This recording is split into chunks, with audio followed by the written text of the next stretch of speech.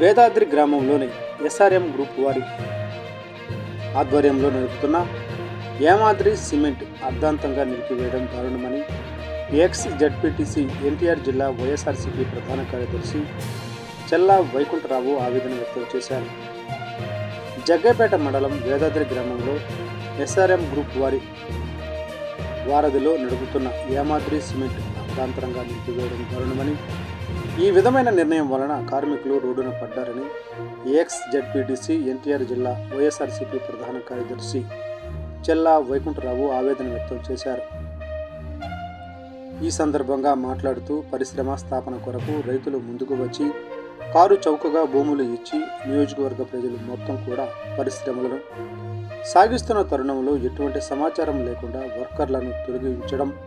రోడ్డున పడ్డారని కట్టెలు కొడుతూ వారి కుటుంబాలను జీవనాధారం కల్పించుకునే విధానానికి ఎస్ఆర్ఎం గ్రూప్ నిర్ణయం ఉందని, ఇప్పటికైనా ప్రభుత్వం పరిధిలో ఉన్న మైనింగ్ టెక్నికల్ ప్రాబ్లం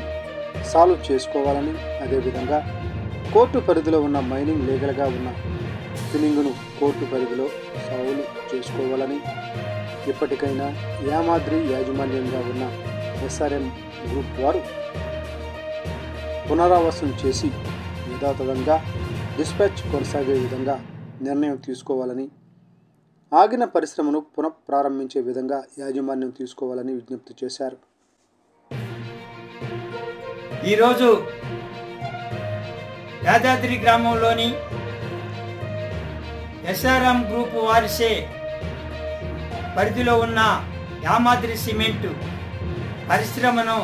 అర్ధాంతంగా ఆపివేయటం, ఎటువంటి నోటీసులు సమాచారం లేకుండా కార్మికులను తొలగించటం చాలా దారుణమని, కార్మికులు ఆ విధంగా తొలగించటం వల్ల రోడ్డును పడ్డారని ఎక్స్ జడ్పీటీసీ శ్రీమతి సల్లా దుర్గా వైకుంఠరావు ఆవేదన వ్యక్తం చేశారు. ఈ సందర్భంగా మాట్లాడుతూ, ఆనాడు యామాద్రి పరిశ్రమ స్థాపించే సమయంలో కారు చౌకగా భూములు రైతులు ఇచ్చినప్పటికీ పరిశ్రమలో ఉపాధి హామీ కల్పిస్తారని, ఉద్యోగ అవకాశాలు కల్పిస్తారని చుట్టుపక్కల గ్రామాలు కూడా ఆశించి పరిశ్రమలను ఆనాటి నుంచి ఈనాటి వరకు కూడా స్వాగతించుకుంటూ ముందుకొచ్చారు. కానీ ఈనాడు ప్రభుత్వ పరిధిలో ఉన్న మైనింగ్ టెక్నికల్గా ఉన్న ప్రాబ్లంను ప్రభుత్వం పరిధిలో సాల్వ్ చేసుకోలేక, అదేవిధంగా కోర్టు పరిధిలో పెండింగ్ ఉన్న మైనింగ్ను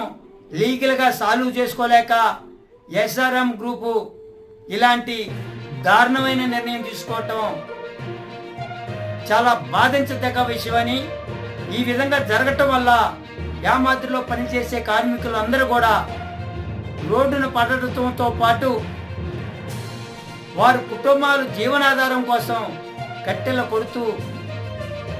మరి వారి కుటుంబానికి జీవనాధారం కల్పించే పరిస్థితికి ఎస్ఆర్ఎం గ్రూపు తీసుకున్న నిర్ణయం నిదర్శనమని, మరి ఇలాంటి నిర్ణయం ఇప్పటికైనా ఎస్ఆర్ఎం గ్రూపు వెనక్కి తీసుకొని పునరాలోచన చేసి యామాద్రి పరిశ్రమను యథాతథిగా పునఃప్రారంభించాలని డిమాండ్ చేస్తూ ఈ అవకాశం ఇచ్చిన అందరికీ నా ఉదయపూర్వక అభినందనలు.